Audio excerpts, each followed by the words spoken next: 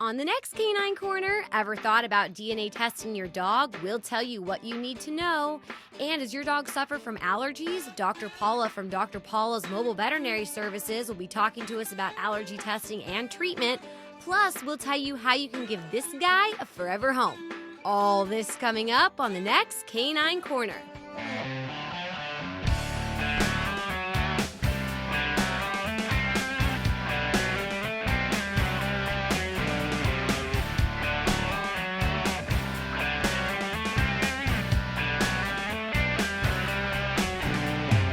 Hi there, I'm Riannon Trutanich, your host for Canine Corner, the show that your dog will give 2 paws up. We have a bow wow-rific show for you today. As pet parents, it's tough to know what to do and what not to do for our canine companions. We'll be sitting down with Dr. Paula from Dr. Paula's Mobile Veterinary Services to talk about DNA testing and allergy testing for dogs and to see if it's something that our dogs can benefit from. But first, let's meet adorable rescue dogs from Kenmar Rescue who are looking for their forever homes. So Kenmar Rescue was founded in 2007. To date, we've saved close to 800 lives. We're just a motley crew of volunteers, and we are foster based in LA, and we try to save small dogs 25 pounds or less. Today we've got this adorable little girl. She is just such the sweetest thing. She's a little miniature poodle. She's about 10 pounds. We're thinking between 2 to 3 years old, and we've named her Zoe. She walks great on leash. She loves human interaction. She kind of gives you a high five when she sees you, and she's a very chill little companion, portable pet. Yep, she's low to no shedding. So a little bit about how Zoe came to us. We got a call about this little dog that had originally come into the shelter by a Good Samaritan. She was a matted mess. She had foxtails all over her, fleas, ticks, you name it. She was actually slated to be euthanized. And I'm told a volunteer groomer came by and said, you know, why isn't she on my roster to groom? And they said, because you can't even handle her. And she said, give me a few minutes. And she decided to start poking around her little head and got a little bit closer and found a foxtail embedded in her eyeball. And then the shelter vets were able to take a closer look, and she also had a cherry eye and a really bad ear infection. And I don't know about you, but if I had a cherry eye, an ear infection, and a foxtail in my eyeball, I wouldn't be too happy either. So the nice people at the shelter gave her her spay, took out the foxtail, and fixed the cherry eye. And she's been with us about a week now, and now she's like a completely different dog. She feels good, and she doesn't have to fight for her food, and she's not on the streets, and she gets healthy, nutritious meals, and as you can see, a lot of cuddling.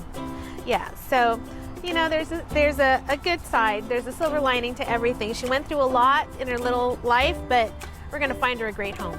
She would be best in a home that will definitely give her attention.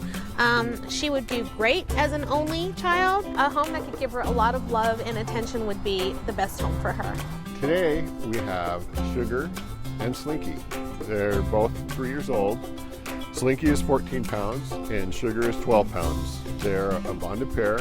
Slinky is a Chihuahua Dachshund blend, as you can tell by his long body, and Sugar is full Chihuahua.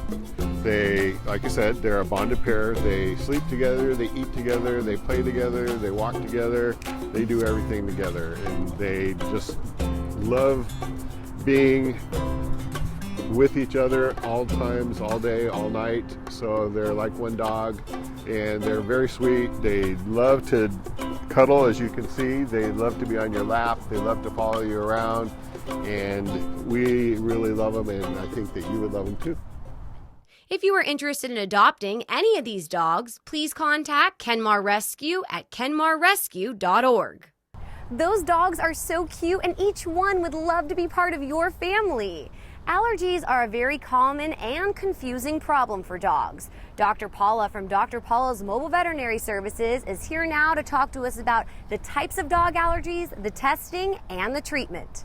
For pet parents whose dogs suffer from allergies, the signs and symptoms are all too familiar. And unfortunately, allergies in dogs are all too common. They're much more common than you would expect, definitely in different degrees, but about 1 in 5 dogs can even have allergies. Dogs can be allergic to a variety of things, just like people can be. Animals have 3 primary types of allergies. They have a flea allergy, which is that flea allergy dermatitis that we see when the dog or the cat loses all the hair on their back, maybe on their face. And then there's food allergies, which is them ingesting something, and those allergies will often be seen as chronic ear infections, licking of the feet, rubbing their eyes on the furniture. So you'll see they get that kind of hair loss around their eyes and their mouth. That's now the new thing if you've got a patient with chronic ear infections, to rule out allergies. And then the third would be what we call atopy or environmental allergies. And those are actually inherited, they've shown. And food allergies in dogs are related to the proteins in the food, but Dr. Paula explained that other types of allergies in dogs are also caused by proteins. The most common allergens to dogs would actually be different proteins. So despite common belief, it's not really the grains so often that they're allergic to. A grain-free diet has its benefits, but it's more the protein. If you put them on a grain-free diet and you're still feeding them chicken or lamb or beef, even soy they can be allergic to. But everything would be a protein, whether it be a plant protein that we're allergic to and therefore allergic to something in the environment, or a animal protein, an insect. Those are all considered proteins in addition to the food. Veterinarians are able to test for allergies in dogs in 2 different ways. So there's 2 main types of allergy testing currently. There is skin testing, which involves a light sedative. They shave the skin and they introduce the allergen directly under the skin, diluted allergen, and look for a histamine reaction, so a little hive appears. Based on the size of the hive, they grade how severe of an allergic reaction it is to that allergen. The other type would be, and that's considered the gold standard currently because you know that you're actually allergic to it because you reacted to it. The other testing would be blood testing, and currently the dermatologists consider it as a piece of the puzzle, but not as definitive of a results as the skin testing. Blood testing will not be able to tell the severity of the allergy the way skin testing can. So the blood test shows and is IgE or antibodies reacting to the allergen. So your body finds that allergen is a foreign body and builds an antibody against it as if it would some type of disease process or virus or bacteria that get introduced to the system. Allergy testing can help discover the environmental allergens the dog might be encountering on a daily basis. Benefit of allergy testing is that we may be able to find a simple solution to their allergies. For example, we had a dog that was allergic to wool and it just happened to sleep on a wool blanket. Simple solution, you eliminate the wool blanket. Or we're allergic to grass and we stop going to the park where there's grass. We find some other place to go. So it can be real simple and therefore improve the quality of life of your pet. Dr. Paula works with her patients to find a treatment plan that works for them to help control their allergies. If you have a pet who seems to be presenting with symptoms that could be allergies, is that the first thing you would do, or is that like down the line to find out more specific? I think we do it based on severity of symptoms. So if they're mild symptoms that we can control with environmental change or medications, then I think we're going to go that way. If it's where we can't get it under control or they're really miserable, then it's definitely worth seeing the dermatologist and getting skin testing and looking for other things. Some people just really want to know what their pet's allergic to, so they can do maybe desensitization injections or something else. The good news is that we have a lot of good options out there for treating allergies at this point. Although allergy testing can be beneficial to identify and eliminate allergens, it can also have the opposite effect. It could start the rolling of a giant snowball there. Could say we find out we're allergic to a lot of things. It might be a little bit more difficult to try to eliminate all those things. Dr. Paula explained there are other ways to treat allergies in dogs, including medicated soaps and medications like Apoquel that can provide itch relief for pets. Some of the dogs that don't respond to Apoquel or that it's difficult to medicate, I've been able to give them these antibody injections and they range in their success. Some every 3 weeks, some every 6 to 8 weeks they need the injection. One client who says, my little Chihuahua always smelled bad, now doesn't smell bad. It was all because of the allergies. And they stopped itching, and they're happy on that too. So there's a lot of great new options out here. And understanding how allergens are exposed to dogs is important as well. They're not actually inhaling them like we thought they were.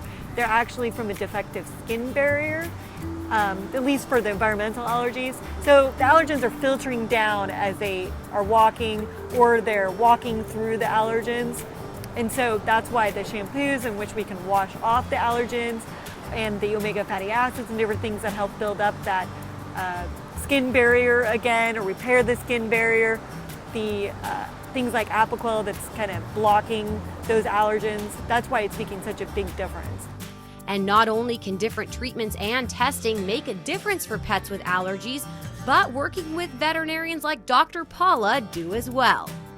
If you would like more information about Dr. Paula's mobile veterinary services or to schedule an appointment, please visit drpaulamobile.com. Such great information. Dr. Paula will be back later in the show. We're going to take a short break, but don't go anywhere. There's much more doggone fun when we come back.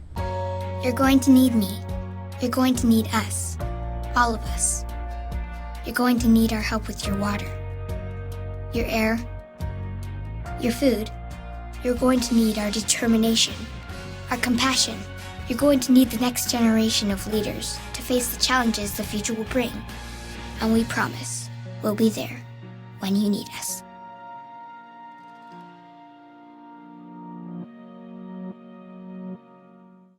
Welcome back to Canine Corner. I'm your host, Riannon Trutanich. As a pet parent of a mixed breed dog, it can be fun to play a guessing game thinking about what your pet's background is. But finding out your dog's DNA can be even more fun. Dr. Paula is back with us now to talk about DNA testing for dogs and how it could possibly help you understand your pet's health even better. Ever wondered what breeds your dogs are? Well, DNA testing can not only let you know your dog's background, but knowing that can help you understand their health a bit more. In addition to being able to find out what breed your dogs are, it also gets great benefit of being able to apply for apartment complexes or insurance. By knowing what breeds they are, you can know what health risks there might be. Certain breeds are predisposed to getting cancer or have certain eye conditions. Herding breeds can have sensitivity to certain drugs. But then there's also being able to know what normal behaviors are for your dog by that behavior. Dr. Paula from Dr. Paula's Mobile Veterinary Services, based here in Torrance, sat down with me to talk about the different types of DNA testing for dogs. There's two main types of tests currently. There's the cheek swab ones, which you can just order and have arrive at your house. And then there's the ones that you would go to your veterinarian for, which is a blood test. And the blood test just allows you to be able to test for more breeds, but also do those additional tests to look for those health risks. Those follow-up tests can help you get better insight into your pet's health. If they know a certain breed pops up, like Doberman pops up, they'll then do the follow-up test for the blood disorder von Willebrand's, or they'll do the follow-up test in a herding breed to look for the ivermectin toxicity. As a pet parent who has researched DNA testing, I was overwhelmed by how many DNA tests are out there. You Google DNA tests for dogs, and there's so many. Like, there's just a ton of them that pop up. Are there a lot of variations in those? Are there some that are going to be more, some that are going to be like, I don't know, too many breeds, too much going on there? Obviously, the more breeds and the more accurate they can be. They'd still, if you have a very diluted genetic pool in your dogs, because it's such a mix, then you may get a little less accurate. Definitely those major breeds will come out easily. Depending on how many breeds are tested for will help make the test more accurate. Blood test obviously is going to be a little more accurate because as you get more breeds being able to be tested, some of the tests ranged from like only 60 breeds it was able to test up to the blood test can test 250 breeds. So as you have more breeds in their database, and obviously you can get more accurate. Dr. Paula invited Popeye and me on board her mobile animal clinic. So this is the truck. also known as the Vetmobile sometimes.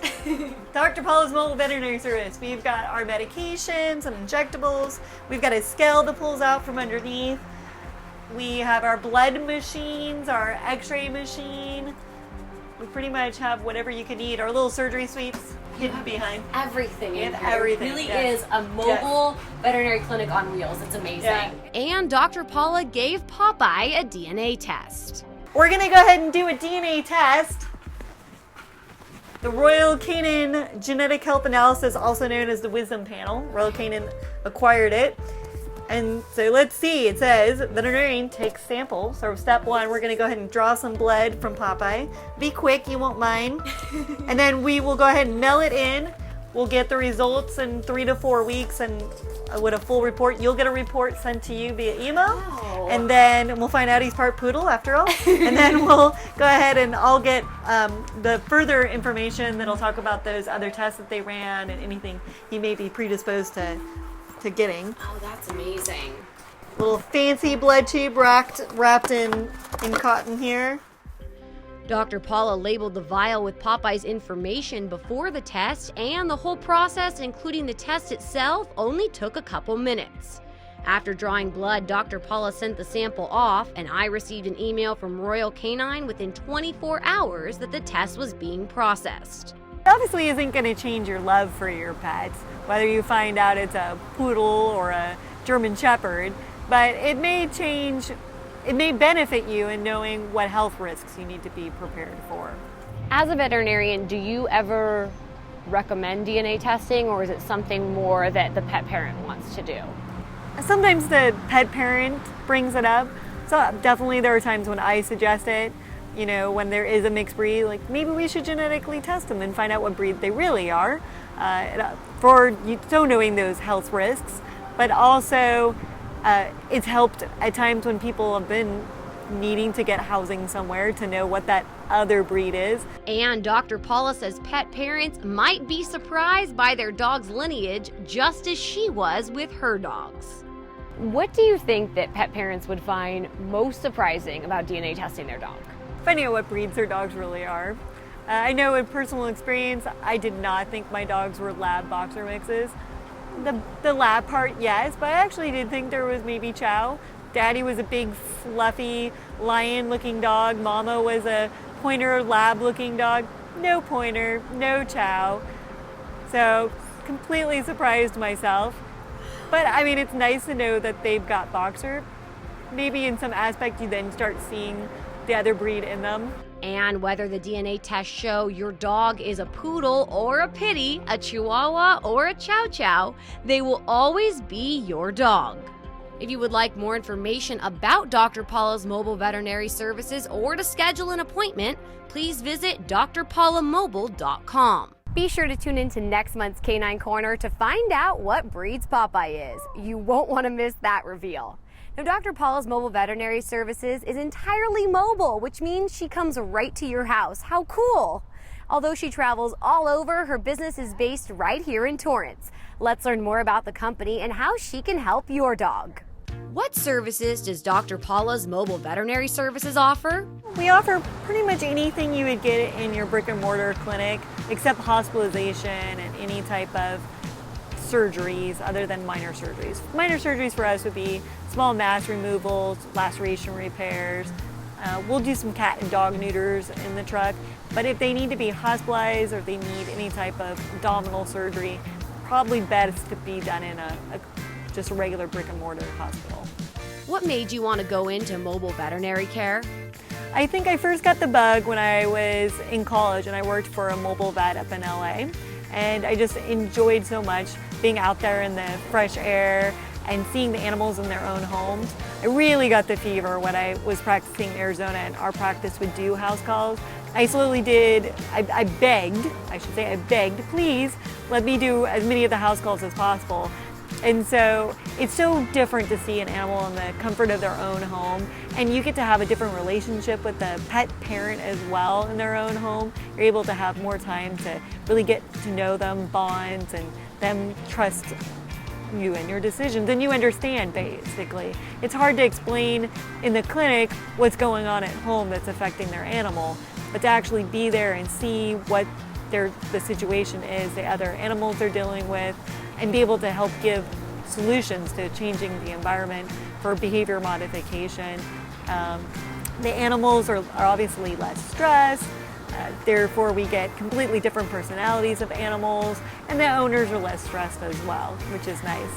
What areas does Dr. Paula's mobile veterinary services cover? Well, it's always changing.